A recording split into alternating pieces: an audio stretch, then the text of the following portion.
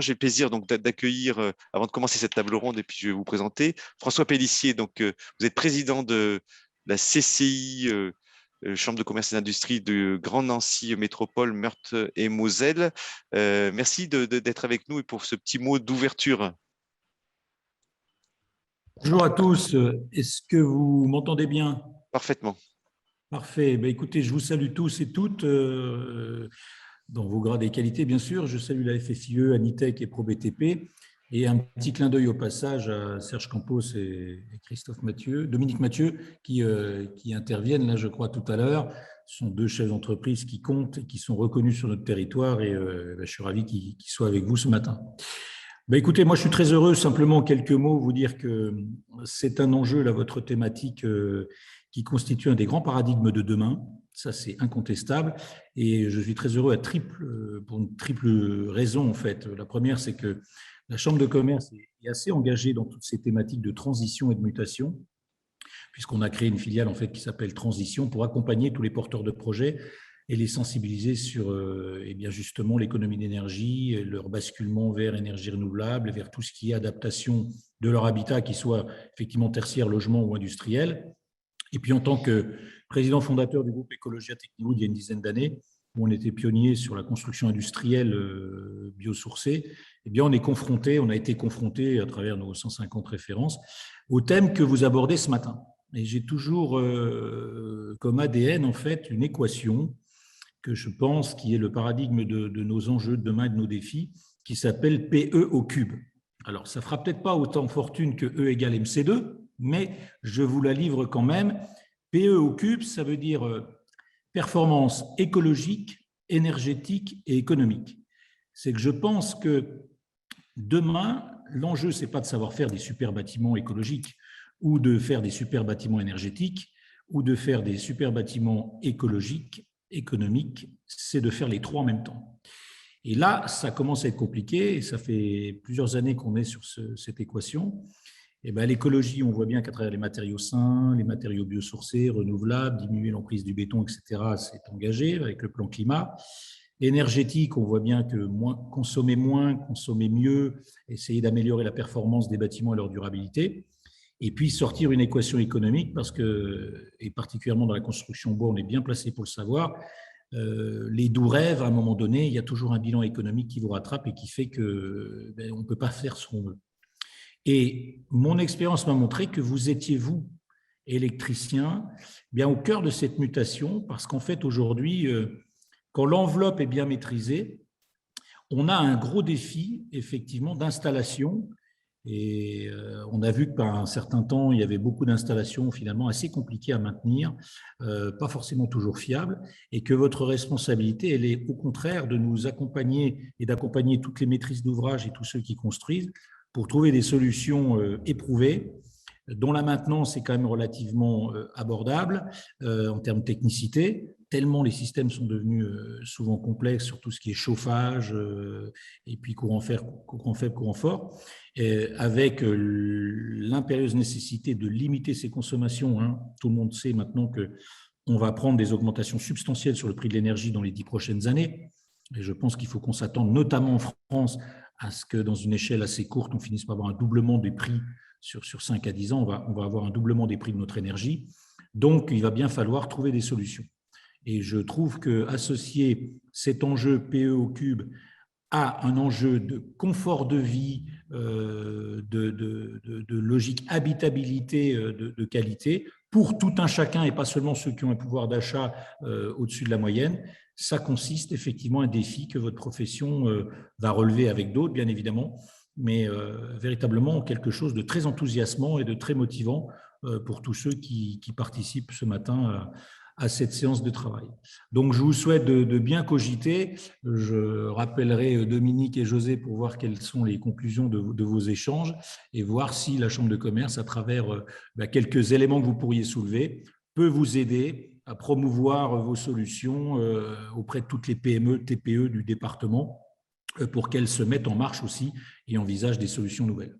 Voilà, bonne séance de travail à tous, j'en dis pas plus et puis à bientôt. À bientôt. Alors, merci beaucoup, François Pélissier, pour cette ouverture et de repositionner les électriciens au cœur de ce sujet, notamment de la rénovation énergétique, puisque vous en avez parlé. Alors, on va commencer tout de suite cette table ronde. Et puis c'est un grand plaisir d'être en direct avec vous à Nancy. Donc j'ai le plaisir d'accueillir José Campos. Vous êtes délégué régional Grand Est FFIE. Bonjour José. Bonjour. Arnaud Brouquier. Bonjour Arnaud. Vous êtes président de Delta Sartec, coprésident d'Anitech. Bonjour Arnaud. Bonjour. Dominique Mathieu. Bonjour Dominique. Bonjour. Vous êtes adhérent FFIE et directeur général de Sodel, si je ne me trompe pas. Le président de la chambre syndicale. Ensuite, Lilian Cole. Bonjour Lilian. Bonjour à tous. Vous êtes directeur technique de l'Anitech. Ensuite, on a également avec nous Adrien Gillard. Bonjour Adrien. Bonjour. Vous êtes responsable des programmes Nord-Est Eiffage Immobilier, quelque part le représentant des promoteurs là avec nous aujourd'hui. Et Franck Capellian. Bonjour Franck. Bonjour à tous. Un grand plaisir de vous avoir aussi avec nous. On s'est vu il n'y a pas très longtemps d'ailleurs, il y a une petite semaine. Vous êtes directeur général adjoint en charge des opérations de ProPBTP. Et donc, vous êtes aussi le maître d'ouvrage en tant que vous êtes représentant des maîtres d'ouvrage aujourd'hui avec nous. Et c'est un grand plaisir de vous avoir. Peut-être pour commencer cette table ronde, José Campos, on peut commencer ensemble. Il y a plusieurs enjeux dans le résidentiel et le tertiaire. On peut commencer peut-être par le résidentiel sur le pilotage des équipements. Alors, bien sûr. Alors déjà, sur les équipements de résidentiel, il faut déjà quand même savoir à quoi ça sert, ce qu'on veut faire avec et surtout l'utilité. Donc aujourd'hui, on voit un petit peu ce qui se passe dans le marché du logement, surtout des logements connectés. Donc il y a deux points importants quand même qu'il faudrait aborder. Le type de produit qu'on va acheter, ce qu'on veut faire et avec qui on doit le poser. Aujourd'hui, on voit un petit peu, enfin dans notre métier, dans le logement surtout, on voit un petit peu, on est appelé de plus en plus des gens qui achètent des produits un peu partout, d'accord? Donc dans les grandes surfaces, sur Internet. Il faut savoir, comme c'est les produits connectés, c'est quand même un enjeu important. Le but du produit connecté, c'est l'économie d'énergie, faciliter l'entretien, des personnes handicapées qui peuvent jouer avec, et ainsi de suite. Mais ce matin, j'avais une petite discussion avec une personne au téléphone, justement sur l'entretien. Et la personne s'est aperçue qu'en fin de compte, le voisin qui était à côté pouvait se connecter chez elle. Alors donc c'est important. Tout à l'heure, j'ai vu le lien, on en avait discuté un petit peu. Donc, quand on fait l'économie d'énergie, de la domotique, de la maison connectée, est-ce que ça veut dire beaucoup de choses et pas grand-chose? Donc, il ne faut pas qu'on se retrouve dans quelques années à avoir des systèmes un peu partout qui fonctionnent mal. Donc, il est important, avant de commencer dans le truc connecté, de la gestion d'énergie, choisir bien le produit. Et là, je reviens un peu vers Lilian parce qu'on avait discuté un petit peu. Est-ce qu'aujourd'hui, les produits connectés, ils sont tous protégés avec les données, les interventions? Lilian, est-ce que tu pourras intervenir là-dessus? Très bonne question de José, et je répondrai à l'affirmative. De plus en plus, effectivement, et on le voit rappeler, alors ne vous enfuyez pas en courant parce que je vais citer un mot tabou, un mot barbelé qui est le RGPD, et notamment effectivement pour tout ce qui concerne les systèmes, et je pense plus particulièrement à l'article 25 et à l'article 35 du RGPD, et donc notamment une notion qu'on entend de plus en plus maintenant parler chez les intégrateurs électriciens, mais également chez les fabricants et autres, qui qu'on appelle le Security by Design. Security by Design, si on le remet en français, c'est sécurité de la conception. Ça veut dire qu'effectivement, en règle générale, la plupart des fabricants travaillant en France et en Union européenne ont l'obligation d'essayer de fournir maintenant des produits qui sont, dès la conception, disposent de la sécurité adéquate sur l'aspect protection des données. On s'aperçoit très très vite qu'effectivement, lorsqu'on fait du rétro-engineering ou autre, quand on installe des systèmes complexes, on s'aperçoit de la difficulté à trouver des produits qui disposent effectivement de cette sécurité de la conception. Je pense notamment, par exemple, pour tout ce qui concerne la vidéoprotection, le contrôle d'accès. Il existe effectivement de plus en plus de marques qui essayent de se faire certifier CSPN au niveau de l'ANSSI, mais on voit qu'il y a quand même pas mal de chemin à faire et qui oblige effectivement les intégrateurs à monter en compétences pour se poser la question de la rétro-ingénierie dans les projets y compris dans le pilotage, dans ce qui concerne le pilotage, GTB, GTC, hypervision, supervision, pour assurer et donner effectivement aux donneurs d'ordre un système complexe, installé et le plus sécurisé. Oui, la sécurité à la conception, ce que dit José, c'est que ce n'est pas le cas finalement pour tous les équipements, hein. J'imagine qu'il y a différents types d'équipements. Il y a les équipements qu'utilisent les professionnels et puis ceux qu'on trouve dans le marché. On va y revenir, Lilian, sur ce sujet. Peut-être pour continuer, José, une petite question aujourd'hui. Les bailleurs sociaux, parce que vous travaillez avec les bailleurs sociaux, est-ce qu'ils sont demandeurs des solutions de pilotage, de gestion de l'énergie? Bien sûr qu'ils sont demandeurs. Moi, depuis quelques années, je regarde un peu l'ensemble des bailleurs sociaux et j'interviens chez eux. C'est les premiers demandeurs par rapport à ce qu'on pense. On a Adrien qui est ici de chez FH Immobilier. Je pense que les bailleurs sociaux sont vraiment… c'est là qu'on doit aller parce que c'est vraiment eux qui sont en avant pour demander ce type de gestion. Aujourd'hui, il faut savoir que les bailleurs sociaux, ils sont toujours dans les premiers à mettre des systèmes de gestion des économies d'énergie, des contrôles d'accès. Il faut se rappeler quand même les bailleurs sociaux. La première fois qu'on a eu les contrôles d'accès par les interphones vidéo, c'était quand même les premiers qui avaient mis ce point-là. Et moi, depuis déjà 5 ans, il y a 5 ans, j'ai fait une opération, si on peut citer le bailleur social, qui était Batigère. J'avais fait un site de 40 logements reconnectés. D'ailleurs, on avait fait un grand circuit il y a 2 ou 3 ans avec Batigère. Et aujourd'hui, 4 ans après, je suis allé voir ces logements-là. Donc, ils sont très satisfaits de ce qu'on a posé. Donc, on a posé un système de la gestion des éclairages, du chauffage. Et aujourd'hui, il y a quelques mois, j'ai refait une parallèle. Ils contrôlent maintenant les communs. Toutes les personnes, ils ont accès, voir l'économie d'énergie, ce qui se passe dans les communs et le contrôle des portes.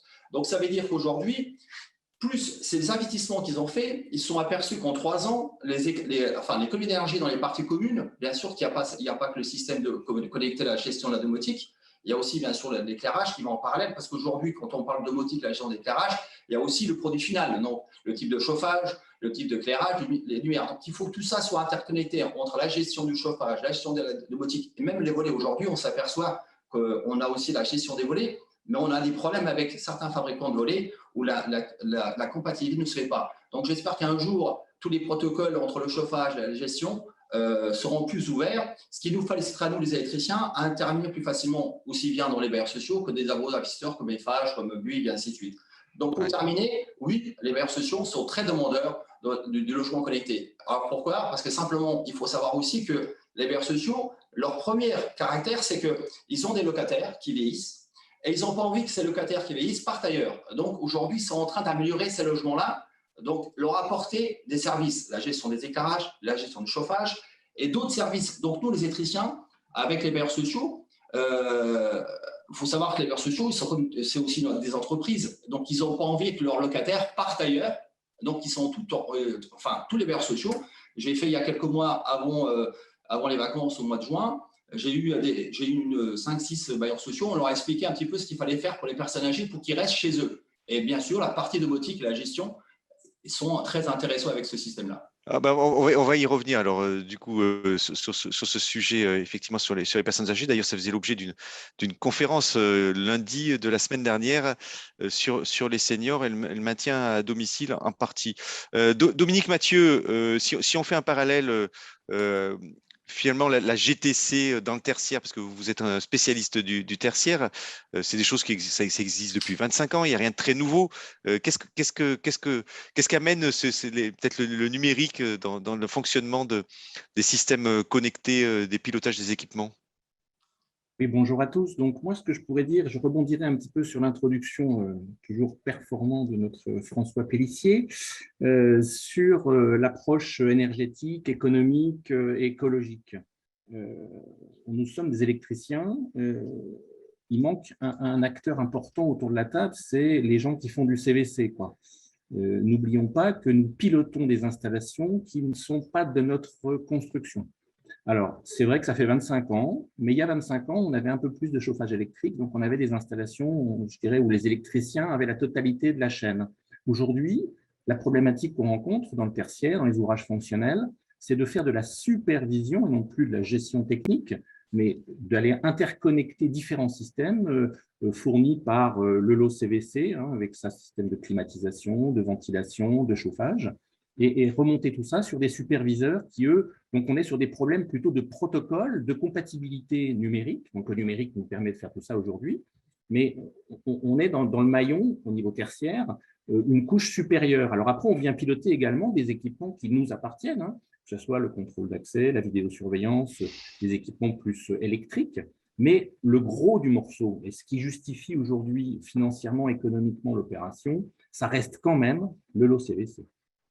Oui, donc l'OCFC, il faut venir le piloter et que, comme vous décrivez, Dominique Mathieu, c'est que effectivement, c'est pas les électriciens qui l'installent, hein, Ah non, enfin, tout au moins, pas à la FFIE, quoi. pas la FFIE. Arnaud Brouquier, pour l'Anitech, là, Dominique Mathieu vous a tendu la perche. C'est qu'effectivement, il y a besoin d'intégrateurs qui vont intégrer différents systèmes, dont ce n'est pas forcément eux qui vont les mettre en œuvre, d'ailleurs, ces systèmes. C'est vrai que, comme le dit Dominique, on en déploie quand même pas mal. C'est vrai que la partie CVC, c'est vraiment le gros pôle qu'on va pas déployer, mais par contre, en effet, qu'on va être capable de superviser. Donc, le métier vraiment de l'intégrateur, il est là, finalement, c'est d'être capable de déployer des systèmes, de récupérer des infos, de les restituer ensuite à l'utilisateur, de manière simplifiée, de manière utile, pour que celui-ci puisse vraiment les exploiter pleinement et efficacement. Donc, nous, je pense que la perche est tendue. On pense qu'après le métier d'intégrateur, il y aura un métier, sans doute, je ne sais pas si c'est le bon terme, mais d'opérateur, d'administrateur en quelque sorte, d'administrateur de systèmes numériques dans un bâtiment. Donc, et comme ce qui a été dit depuis le début, c'est que cet administrateur, cet opérateur local, parce qu'on croit à la notion de proximité, de service numérique, doit être présent en amont du projet, dès la conception, ça a été dit tout à l'heure, en phase de réalisation, de déploiement, donc soit de construction, que ce soit pour des immeubles d'habitation, on en a parlé avec les bailleurs sociaux, avec la promotion immobilière, mais aussi des immeubles tertiaires. Et puis derrière, pour la partie vie des bâtiments. Donc, il y a la maintenance, bien évidemment, mais il y a toute cette partie supervision et accompagnement technique, qui n'est pas juste de la maintenance technique parce qu'il y a un problème. Ça va être plus de l'accompagnement, on ouvre des droits d'accès, on définit des codes en contrôle d'accès, des droits utilisateurs, on va restituer des informations sur la partie énergétique, etc. C'est plus de l'aménagement du confort et des évolutions du quotidien, j'ai envie de dire. Oui, je continue le tour de table, Arnaud. Merci on va y revenir sur l'accompagnement. Ça, c'est un sujet effectivement qui est central, hein, pour vous tous. Pour Adrien Gillard, pour Eiffage Immobilier, donc vous êtes promoteur. Est-ce qu'aujourd'hui, c'était une question que je voulais vous poser, c'est qu'on sent qu'effectivement, il y a une accélération des installations numériques dans les bâtiments, mais qu'on n'est pas capable aujourd'hui de prévoir les équipements qu'il y aura dessus, parce que finalement, il y a aussi une obsolescence, hein, des équipements techniques. Et donc, les enjeux pour vous sont aussi de concevoir des bâtiments qui ont une architecture technique qui va permettre d'accueillir les équipements sur plusieurs années. Oui, exactement. Alors, il y a un double enjeu. D'une part, par ce qu'on disait tout à l'heure sur alors, il n'y a pas que les bailleurs sociaux qui aiment la domotique, il y a aussi nos acquéreurs en accession libre. Et ça, c'est un gros problème parce que ça arrive en cours de chantier et on n'arrive pas à les intégrer en amont.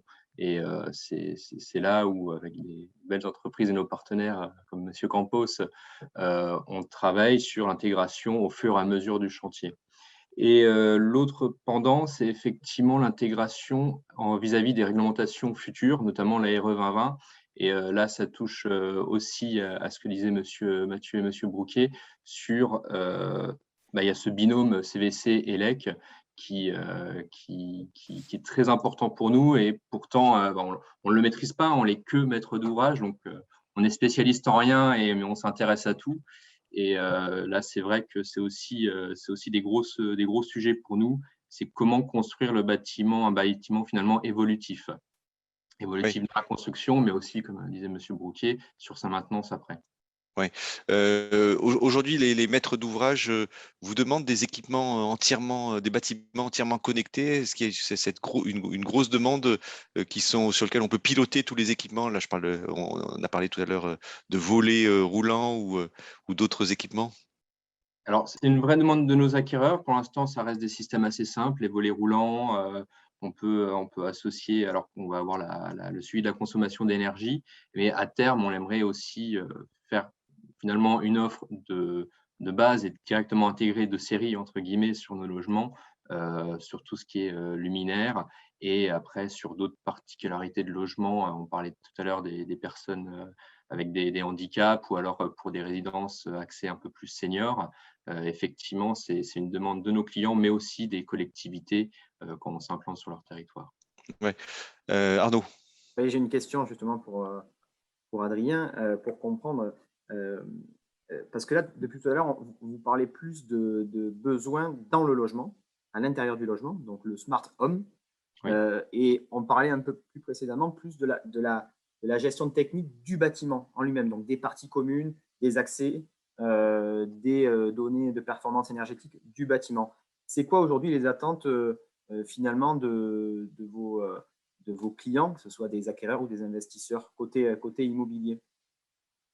Est-ce que c'est vraiment uniquement pour le logement ou est-ce qu'il y a des besoins aussi d'être bien dans son bâtiment ou finalement, est-ce que Alors, ça, c'est plus des informations c'est plus des informations, effectivement. Là, ils ont pas encore cette vision à l'échelle du bâtiment. Une copropriété, bon, il y aura d'autres webinaires apparemment là-dessus, mais une copro, c'est quand même l'empilement d'intérêts individuels finalement. Et chacun s'intéresse à son logement, moins de son environnement. Après, c'est des arguments forts qu'on essaie quand même de mettre en place parce qu'une copropriété bien pilotée avec ces systèmes-là, c'est des charges en moins et les charges, c'est toujours le nerf de la guerre. Donc, mais il n'y a pas encore une réelle demande des acquéreurs libres. Par contre, les bailleurs dont vous parliez tout à l'heure, effectivement, on vend aussi aux bailleurs et ça, c'est une grosse demande sur la gestion même du bâtiment dans son ensemble. Ouais. Là, on va pouvoir vous passer la main, Franck Appélian, puisqu'on a parlé aussi des résidences seniors. Vous, ProBTP, peut-être on peut repositionner le groupe et vos activités, mais vous gérez aussi pas mal de résidences avec des besoins qui évoluent, on en parlait. Oui, absolument. Nous gérons des établissements majoritairement en EHPAD. On gère 23 établissements, des EHPAD, des cliniques de soins de suite. Et on commence à se positionner sur le segment des résidences seniors qui sont en amont en fait, des EHPAD. Alors, les sujets que vous abordez, ils sont au cœur de nos préoccupations. Quand on gère des établissements avec des personnes fragilisées, Alzheimer, ces établissements, ils ont besoin de domotique, ils fonctionnent avec des objets connectés, ils ont besoin de réseaux informatiques, de réseaux électriques, de contrôle d'accès dans des unités protégées, par exemple. Et tout ça, pour nous, c'est vraiment des points importants. Alors, dans nos préoccupations, il y a le métier de la conception, c'est-à-dire comment on travaille les architectures en amont, lors de la création, mais on a de plus en plus des problématiques de maintenance et d'intervention. Un appel malade qui ne marche plus la nuit, c'est une personne qui va se lever, qui va tomber et l'infirmière n'aura pas été prévenue.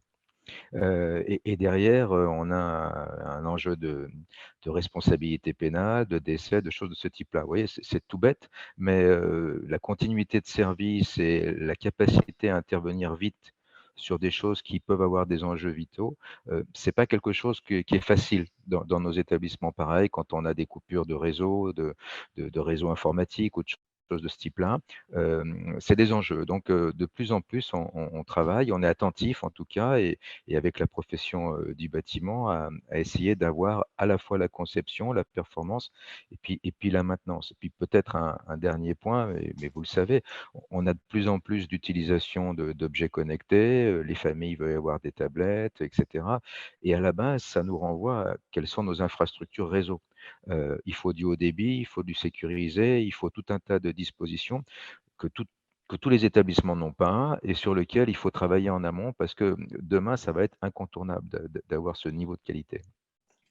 Oui, on peut dire, José Campos, là je parle pour vous tous électriciens, Dominique Mathieu et Arnaud Brouquier, c'est que finalement il y a peut-être deux enjeux. C'est comme disait Franck Appelian, il y a l'infrastructure réseau qui va permettre la communication et après il y a les équipements qu'on va greffer sur cette infrastructure réseau. Est-ce que, José Campos, les bâtiments sont au niveau en termes d'infrastructure réseau pour permettre d'accueillir ces nouveaux équipements? Disons, oui, jusqu'ici, enfin, sur le Grand Est, surtout sur la partie où je connais un petit peu sur Nancy, il n'y a pas de souci sur la partie réseau. On est bien équipé. Bien sûr, dès qu'on sort de la petite enveloppe de Nancy et des environs, on est un peu plus ennuyé avec les réseaux. Mais bon, je pense que même si aujourd'hui le réseau est un peu défaillant, sur la partie logement, ça n'a pas trop d'impact sur le fonctionnement. Parce qu'aujourd'hui, les gens sont tous à des box avec, même si le réseau ne marche pas, ça n'a pas trop d'impact. Moi, ce que je reviens tout à l'heure à ce qu'il disait Appelian, c'est que je pense aussi que les installations qu'on fait dans le logement, il est important, ou dans les EHPAD, il est important que derrière, il y a un système de gestion et d'entretien. Parce qu'aujourd'hui, on va se retrouver avec des systèmes domotiques ou de gestion d'éclairage ou des appels MADAL qu'on fait un petit peu très bien. Les électriciens vont faire ça très bien et on s'aperçoit qu'à la longue, et on le suit déjà, parce que tout à l'heure, Dominique disait que ça existe depuis 25 ans. Pourquoi la GTB existe depuis 25 ans? Parce que derrière, c'était géré et entretenu par des électriciens assez sérieusement. Dans les logements, il faudrait que, pareil, dans les EHPAD, qu'on arrive avec nos clients à mettre un système de gestion et d'entretien régulièrement, annuellement, pour éviter ce genre de panne que tout à l'heure on disait, un appel malade qui tombe malade, un contrôle d'accès, aussi bien dans le logement, parce qu'on parle d'EHPAD, mais dans les logements, comme tout à l'heure je vous disais, des investisseurs, quand ils vendent un logement avec un certain prix, qui mettent une installation domotique, il ne faut pas que dans 3 ou 4 ans, ce client dise à l'investisseur: écoutez, votre logement, c'est très bien, vous m'avez vendu un système, mais aujourd'hui, ça ne marche pas, j'ai dû tout changer parce que je ne savais pas comment ça marche. Est-ce qu'aujourd'hui, les gens comme les investisseurs, comme les promoteurs Eiffage ou d'autres, est-ce que derrière, quand ils vendent un logement, il ne faudra peut-être pas aussi vendre un contrat de gestion pendant 2 ans, 3 ans et dire à l'acquéreur ou à l'acheteur: voilà, aujourd'hui, je vous conseille quand même de faire un petit contrôle tous les 2 ans, tous les 3 ans ou tout annuellement. Parce qu'un contrôle d'une gestion domotique ou de la gestion d'éclairage, ça coûte vraiment rien et ça fait économiser des surprises, comme tout à l'heure il disait, des pannes, et ça arrive toujours les week-ends. Voilà. Ouais. Adrien Gillard, finalement, c'est ça. C'est peut-être qu'il faut proposer aux acheteurs, aux occupants en tout cas du bâtiment, de dire derrière, vous avez un contrat de maintenance et je vous engage à le souscrire pour que derrière, votre logement soit entretenu. Oui, au même titre que pour une chaudière, même si c'est bientôt obsolète, au même titre que pour l'ascenseur des communs, oui, on pousse à avoir ce genre de proposition et de maintenance. Après, on n'a aucune force obligatoire, on ne peut jamais l'imposer, donc ça restera toujours le portefeuille qui parlera des clients, mais effectivement, avec la bonne pédagogie, comme l'expliquait M. Campos, on pourra effectivement pousser à ce genre de… Mais est-ce qu'aujourd'hui, c'est dans vos offres ou pas encore? C'est-à-dire que ça pourrait être… Domotique, non, pas encore. Non, pas encore. Hein, donc, vous ne l'avez pas encore… Est-ce qu'on n'a pas aussi des enjeux, Dominique Mathieu? Là, je vois Dominique qui lève la main de manière numérique, mais c'est efficace. Dominique, est-ce qu'il y a aussi dans le tertiaire, il y a des enjeux, comme décrivait Franck Appelian, sur les garanties de service? Parce que dans le tertiaire, effectivement, des équipements, s'ils ne fonctionnent pas, il peut y avoir des enjeux vitaux derrière. Alors, je voulais déjà rebondir sur l'intervention d'Arnaud, puisque relayé par José pour les sujets de la maintenance. Il faut savoir qu'aujourd'hui, depuis 25 ans qu'on vend des installations comme ça, il est très compliqué de vendre des contrats de maintenance sur ce genre d'installation. Sincèrement, les maîtres d'ouvrage ne sont pas prêts. Alors, Adrien dit oui, les chaudières. Oui, bien sûr, les chaudières, il y a très longtemps que les chaudières, les gens ils font des maintenances de façon systématique parce qu'il y a une notion de sécurité derrière, il y a un risque. Donc, c'est obligatoire. C'est ancré, c'est obligatoire. Alors que nous, les métiers de l'électricité et de la supervision, jusqu'à aujourd'hui, moi, je peux vous donner un nombre incalculable d'installations où on a installé des superviseurs et qui sont restés sous la poussière. Au bout de 5 ans, ils n'avaient pas été redémarrés, quoi. Donc, sur des installations tertiaires. Donc, il y a vraiment quelque chose qui va changer et je pense que le décret tertiaire va nous aider à changer ça, puisque l'obligation d'aller superviser, l'obligation d'aller reporter, de faire du reporting sur les consommations va nous apporter un plus pour pouvoir vendre nos installations et la maintenance qui va avec, puisque une installation qui n'est pas qui n'est pas suivie, qui n'est pas remise à jour, c'est des ordinateurs, c'est du numérique, donc ça nécessite tous les ans de faire un check sur la base de données, de vérifier les mises à jour, il y a plein de choses qui doivent être validées pour que ça soit opérationnel.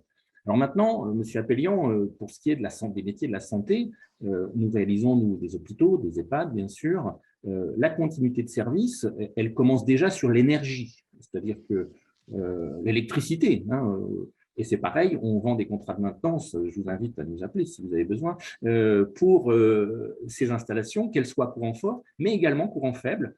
Et après, il faut soit du personnel dans l'établissement pour, je dirais, l'intervention d'urgence, soit souscrire des contrats d'astreinte. Mais aujourd'hui, les maîtres d'ouvrage, l'offre, elle est là, quoi. Les installateurs électriciens, on est disponible. On a de l'astreinte disponible avec une GTR à 4 heures. On sait stocker du matériel, on sait être opérationnel. Mais aujourd'hui, vendre le contrat, ce n'est pas très, très évident, quoi. GTR, juste pour préciser, c'est un Garantie de acronyme. temps de rétablissement, hein, c'est Ouais. exactement comme pour une ligne, quand vous souscrivez une ligne fibre optique, un opérateur vous dit « je peux vous garantir une GTR de 4 heures, de 6 heures, de 8 heures ». Ça veut dire qu'en 4 heures, il vous remet l'installation en ordre de service. Oui. Franck Appelian, vous avez des contrats aujourd'hui qui sont de cet ordre-là avec des électriciens ou d'autres professions sur lesquelles qui garantissent l'intervention parce que ce que vous avez décrit, c'est les enjeux vitaux qu'il peut y avoir derrière, hein. Oui, on en a, enfin, on n'en a pas suffisamment, mais on en a. Oui, alors il y a l'aspect de réglementation. Dans les activités sanitaires, par exemple, les activités sanitaires, c'est les cliniques. On est obligé d'assurer une continuité électrique. Donc, il y a une obligation légale. Par exemple, dans les EHPAD, ce n'est pas le cas. Il n'y a pas d'obligation légale.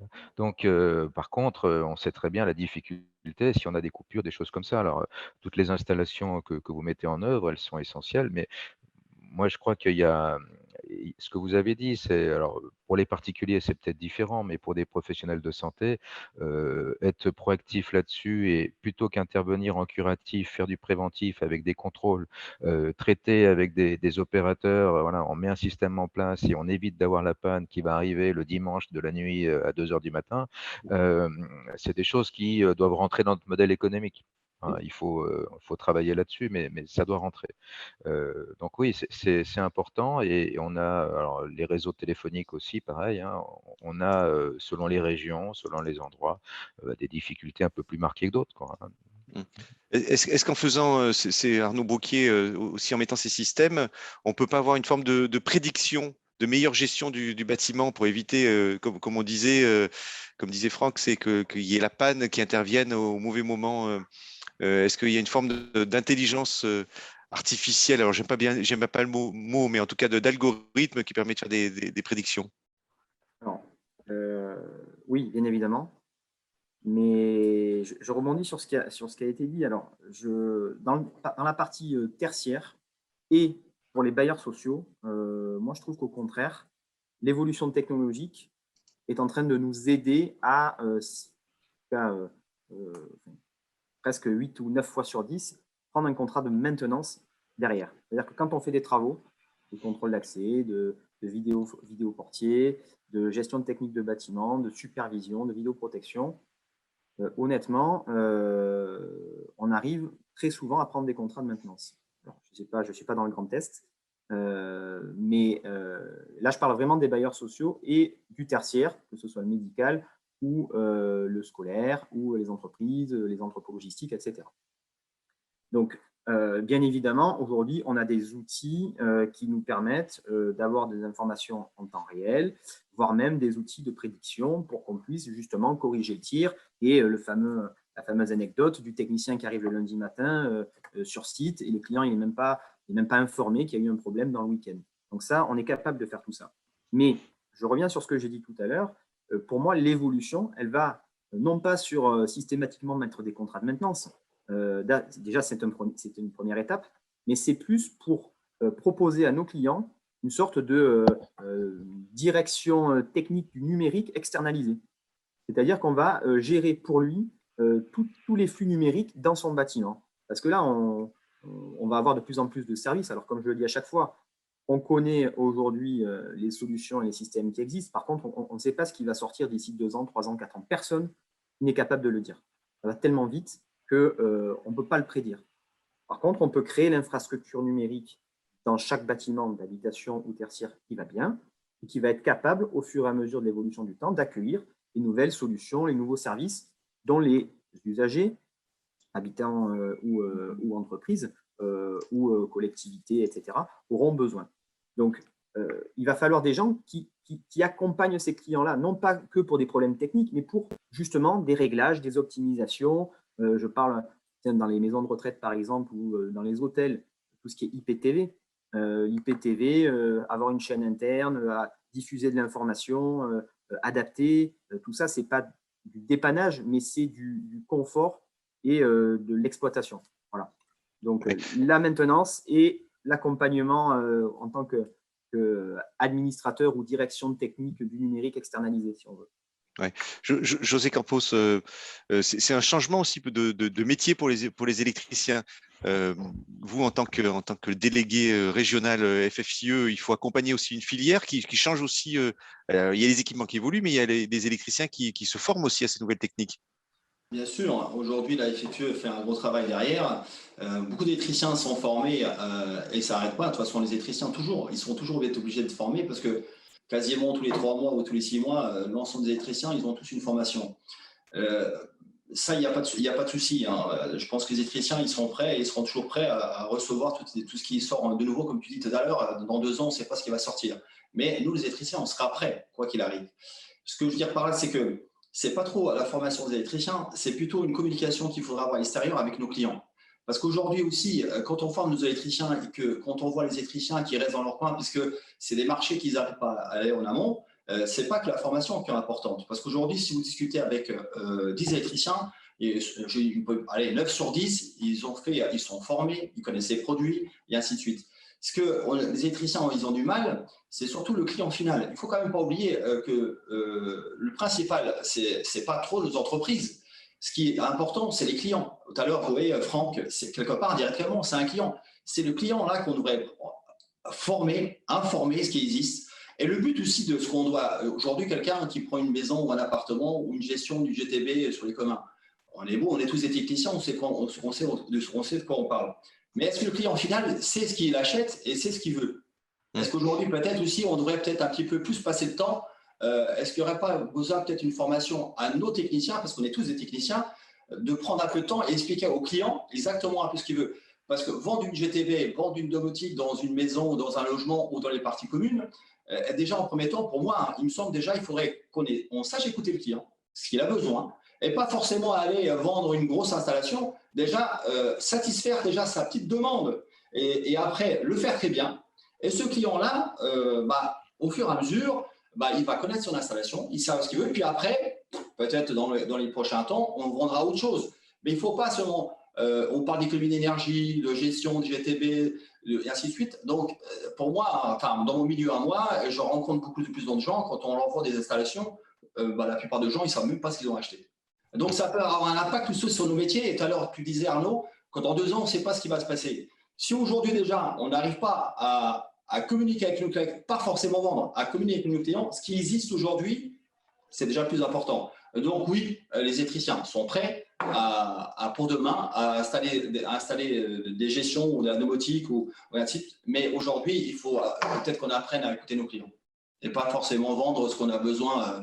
Est-ce qu'aujourd'hui, faire l'économie d'énergie, bien sûr, c'est peut-être pas forcément la domotique, c'est aussi peut-être derrière. Tout à l'heure, on disait vendre la bonne chaudière, vendre le bon luminaire, vendre le bon chauffage électrique, parce qu'aujourd'hui, le chaudière, c'est bien, mais on est aussi là pour vendre du chauffage électrique, parce qu'aujourd'hui, tout à l'heure, on disait qu'il y avait des contrats d'entretien de chaudière, mais je pense que l'économie d'énergie, quand vous avez une personne qui a une chaudière et qui vend un chauffage électrique, c'est savoir aussi vendre ce chauffage électrique et écouter le client. Et moi, je trouve que nos métiers aujourd'hui, est-ce qu'on n'a plus le temps d'écouter le client, de savoir ce qu'il veut? On veut vraiment vendre des systèmes d'alarme. Écoutez, aujourd'hui, même moi, en tant que professionnel, je reçois des coups de fil tous les 15 jours ou tous les semaines pour vendre une alarme.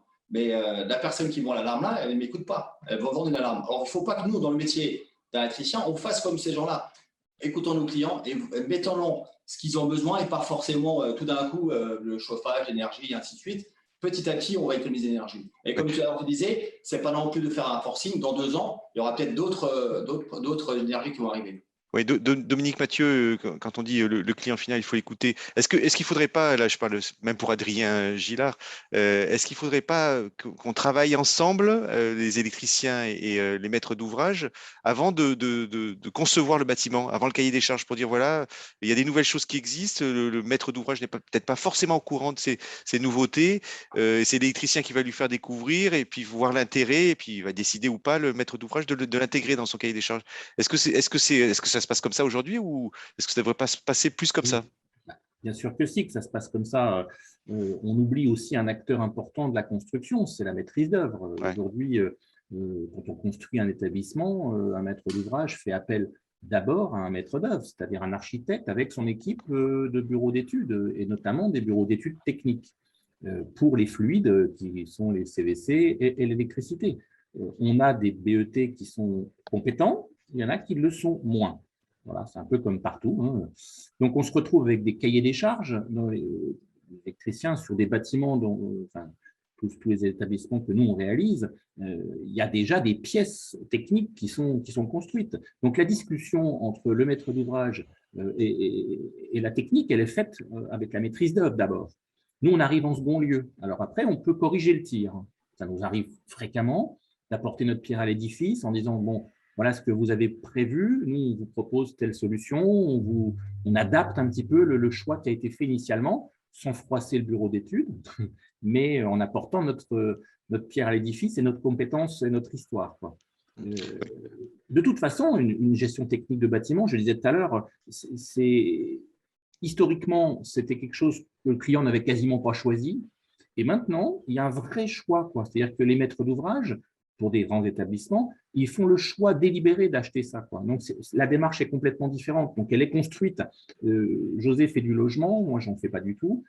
C'est un peu différent. Il découvre encore des choses aujourd'hui. Donc, la domotique, ça fait des années et des années qu'on en parle, mais c'est des petites bribes de part et d'autre. C'est un coup, c'est de la lumière, un coup, c'est des stores, un coup, la gestion technique et notamment tout ce qui pilote le CVC, ça fait quand même longtemps qu'on en parle. Ce n'est pas une révolution, quoi. Ce qui est intéressant, c'est la supervision. Et comme je disais tout à l'heure, le décret tertiaire va nous amener à avoir une couche et un reporting et d'avoir cette démarche, comme disait Arnaud, presque de gestionnaire de l'énergie. Alors, délégué, hein, si le client souhaite le déléguer, ou en interne, mais il faudra que le client y mette les moyens et donc il nomme quelqu'un en interne qui supervise et qui suive son installation. Ah ben, là, vous me tendez la perche, Dominique Mathieu. J'ai un petit quiz pour vous sur le décret tertiaire. Je vais vous laisser voter pour vous. Je parle pour vous tous, hein, chers conférenciers et chers publics. Il y a 3 questions là. Je vous les présente. Normalement, ça doit mettre un petit pop-up sur votre écran. Quelle est l'obligation de réduction de… Vous pouvez commencer à voter, hein. Il n'y a pas que le décret tertiaire, me dit Benjamin. Quelle est l'obligation de réduction à l'horizon 2030 hein, en économie d'énergie qui est portée par le décret tertiaire? C'est 15, 25, 40, 50. Deuxième question, là il faut scroller un petit peu. Un système de GTB pour le chauffage et le CS aux chaudes sanitaires permet une économie d'énergie en moyenne 5, 10, 15, 20. Vous allez répondre. Et un système de GTB peut être financé par les C2E, vrai ou faux? Les certificats d'économie d'énergie. Allez, on vous laisse voter. 10 secondes, 9 secondes, 8, 7, 6, 5, 4, 3, 2, 1 et 0. Je mets fin au vote. Et puis, je vais vous partager les résultats. Comme ça va nous permettre de répondre. Vous voyez, là, je vous vois vous rapprocher des écrans. L'obligation en 2030, alors, tiens, Dominique, Mathieu, là, vous avez en partie répondu. Est-ce que c'est bien ça? C'est 60% ont voté Oui, parce que moi, c'est ce que j'ai répondu, donc j'espère que c'est bien ça. C'est 40% en 2030. Hein. Tout le monde était au courant. Fait, oui. Vous avez tous, effectivement, Franck Appellian, vous êtes concerné aussi par le décret tertiaire dans vos logements, absolument. Dans vos bâtiments, oui. Absolument, oui, bien sûr. Donc là, c'est 40%, donc c'est colossal et ça arrive vite, hein, 2030. Après, juste une remarque, Xavier. Tout va dépendre de quelle base on part, quoi, parce qu'économiser 40% de quoi et à partir de quand? C'est l'année de référence, hein, donc vous décrivez. Oui, justement. C'est là que ça va être un peu plus… il est évident qu'aujourd'hui, un bâtiment qui est livré ces jours-ci et qui est déjà performant, il ne pourra pas faire 30% d'économie en 2030. Hein. Oui, c'est sûr. Mais là, il y a des règles. Mais je vous invite à venir à la conférence cet après-midi sur le décret tertiaire. Là, on aborde tous ces sujets. Un système GTB pour le chauffage et le CS permet une économie d'énergie en moyenne. Alors, est-ce qu'il y a quelqu'un qui, là, je parle aux spécialistes de l'électricité, de la GTB, 5, 10, 15, 20? Personnellement, j'avais mis 10. Hein. Alors, je vois que les gens sont plus optimistes que moi. Mais je pensais que 10% était déjà pas mal. Il faut être honnête aussi avec les clients. Et le troisième question, un système GTB peut être financé par les C2E. José, Dominique, est-ce que les C2E, on en avait parlé, c'est en préparation de cette table ronde aussi, c'est un moyen pour financer des équipements, José Campos? Bien sûr, bien sûr qu'on peut les faire. Je pense oui, qu'on peut faire financer certains équipements aussi sous la gestion du chauffage. Hein. Il y a beaucoup d'organismes, enfin, je ne connais pas bien le système, comment il faut faire pour faire financer, mais je pense que oui. Personnellement, je pense le contraire, José. La liste des équipements éligibles au C2E, la GTB, pour moi, il n'en fait pas partie. Enfin, c'est mon avis. Arnaud, non Pardon, ouais, non, je ne connais pas assez pour m'exprimer sur cette question. La C2E, enfin, les C2E, en fait, ont été essentiellement imaginés sur les produits terminaux, c'est-à-dire qu'un variateur de vitesse que l'on installe sur une centrale de traitement d'air, c'est l'équipement final qui, lui, donc, va générer une économie d'énergie. Remplacer des appareils d'éclairage incandescent par des éclairages à LED, c'est directement le produit final.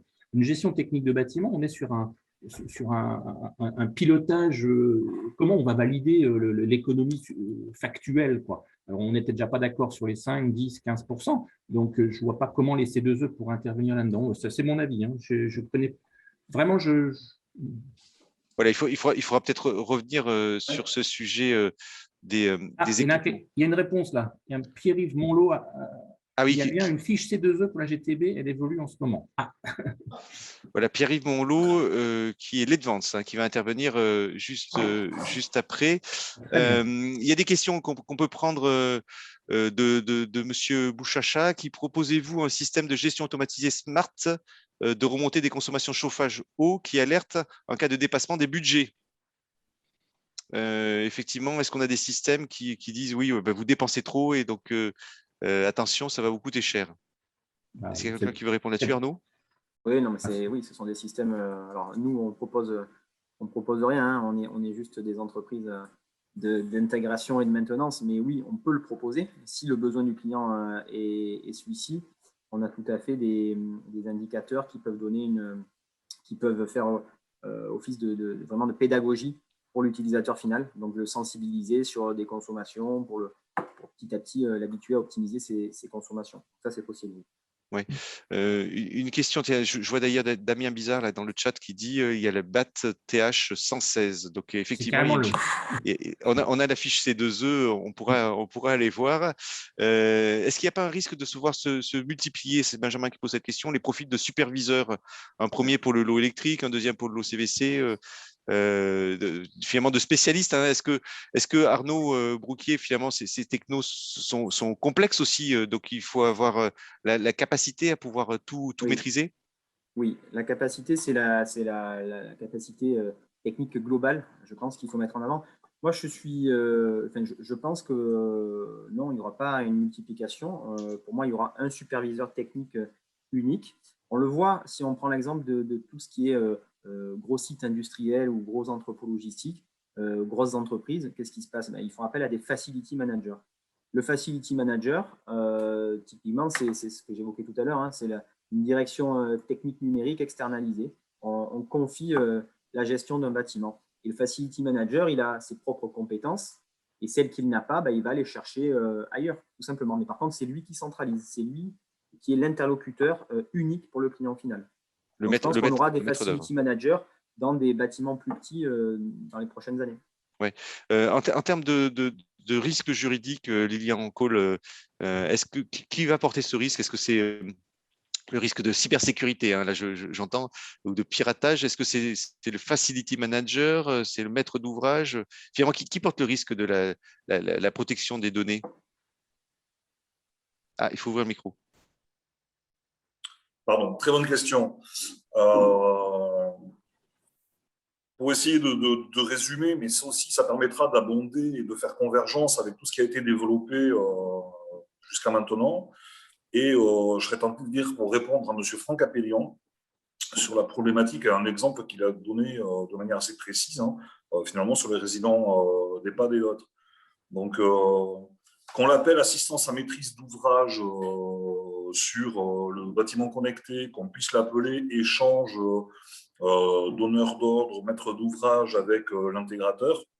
Toujours se rappeler déjà à la base hein, que l'intégrateur, installateur est aussi paramétreur, programmateur, mainteneur, et que donc en finalité, c'est lui qui aura la décision finale avec le client et qui discutera et qui continuera à discuter avec son client.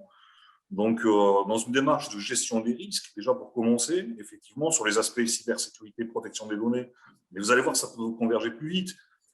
Si on apporte des réponses, effectivement, en termes de confidentialité à nos clients, si on apporte des réponses en termes d'intégrité des systèmes, potentiellement des services, si on apporte les bonnes réponses, effectivement, sur la disponibilité du système installé dans sa maintenabilité, voire jusqu'à son cycle destructif, etc., on va amener de la confiance. Et c'est avant tout la question qu'il faut se poser, c'est que ce soit le GTB, GTC, superviseur, hyperviseur, dans des domaines beaucoup plus axés sur le numérique, rien ne se fera si on n'arrive pas à développer la confiance pour le client. Et donc, c'est ce que disait à un moment donné José, c'est ce que disait à un moment donné Arnaud, c'est ce que disait à un moment donné Dominique ou Adrien, c'est de dire à un moment donné, effectivement, il va falloir que l'échange se fasse de plus en plus avec le donneur d'ordre et qu'effectivement, on puisse à un moment donné connaître avec précision ce que sont les services attendus du système, quels sont les usages, quelles sont les finalités. À partir de là, on pourra revenir initialement à la discussion qu'avait introduit José, quel produit, quel système, quelle marque potentiellement installée, etc., etc. Et donc, plus on va travailler en amont, plus on va travailler dans une espèce de rétro-ingénierie ou en 2D ou 3D, peu importe, on va essayer de réfléchir à quel va être le système piloté qu'on va mettre dans le bâtiment, quelle télégestion, quel téléservice, quel boîtier interfaceur multiprotocole, etc. Quelle architecture infraréseau on va décider pour l'ensemble du bâtiment. À ce titre, chez Anitech, on peut avoir des réponses sur l'aspect écologique et infraréseau avec des choses que les gens oublient ou ne savent plus, à commencer par le cuivre, par exemple, par l'antenne, etc. On peut avoir d'autres réflexions poussées, effectivement.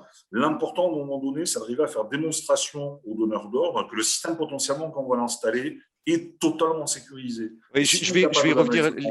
On couvre l'ensemble. Lilian, la confiance du client, merci. Franck Appelian, c'est un élément essentiel. Est-ce que des fois, ça vous arrive, et ça vaut pour Adrien Gillard aussi, est-ce que c'est des demandes finalement du client final là, pour Adrien Gillard, mais est-ce que des fois, ça vous arrive d'avoir de ne pas installer un système parce qu'il y a un manque de confiance où les utilisateurs finaux, je parle les aidants ou les personnes, les seniors dans les maisons vont dire je ne veux pas ces systèmes-là parce que j'ai peur de la cybersécurité qu'il pourrait y avoir autour. C'est arrivé de par même si on avait tous les protocoles qui prouvaient, c'est arrivé qu'il y a une certaine défiance, une certaine méfiance et vis-à-vis de la complexité et de sujets qu'ils ne maîtrisent pas forcément parce que ça reste une nouveauté c'est pas acquis hein, comme produit.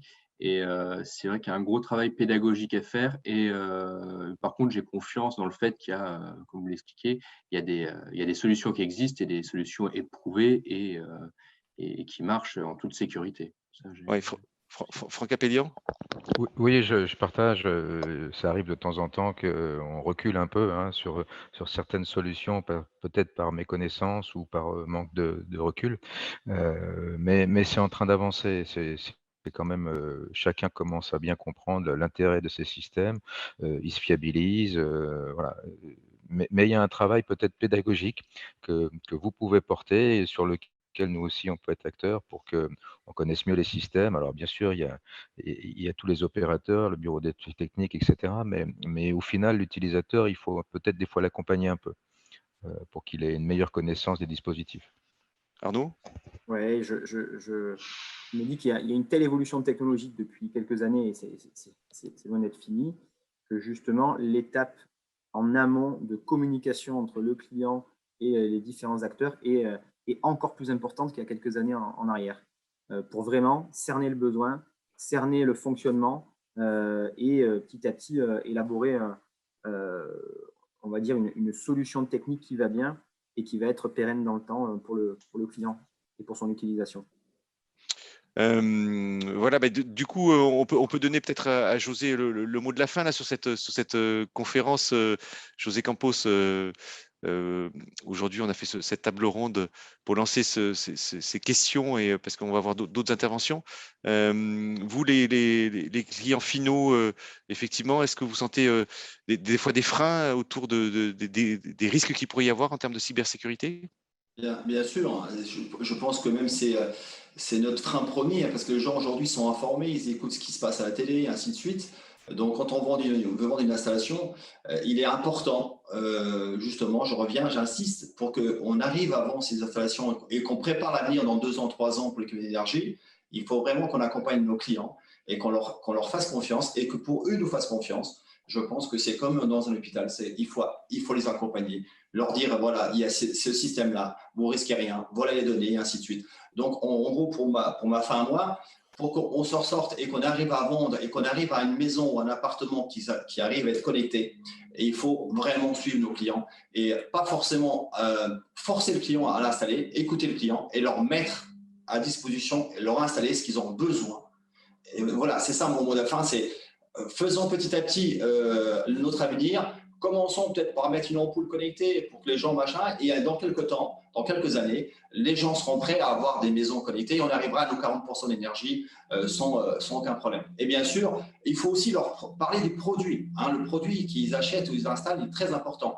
Donc, il faut faire confiance, il faut aller, tout ce qui est des particuliers, il faut vraiment appeler un professionnel, appeler la FIFIE, ils vont vous donner un coup de main, ils vont vous orienter de votre choix et pas forcément écouter un peu ce qui se passe dans les informations. Tout n'est pas vrai. Donc, n'hésitez pas, appelez un professionnel et la FIFIE, elle est là pour vous. Je parle d'Adrien. Si Adrien, un jour, tu as une opération, si tu veux monter des logements connectés, regarde, tu as Arnaud, tu as Lyon, ils vont t'assister, je pense, je me permets, pour bien faire le choix des produits que tes clients, les investisseurs pourront avoir à la fin. Voilà, donc ça sera le mot de la fin. Donc, effectivement, c'est être accompagné et travailler en amont sur ces sujets. Moi, je vous remercie, on vous remercie tous pour cette cher public, on peut les remercier pour cette intervention.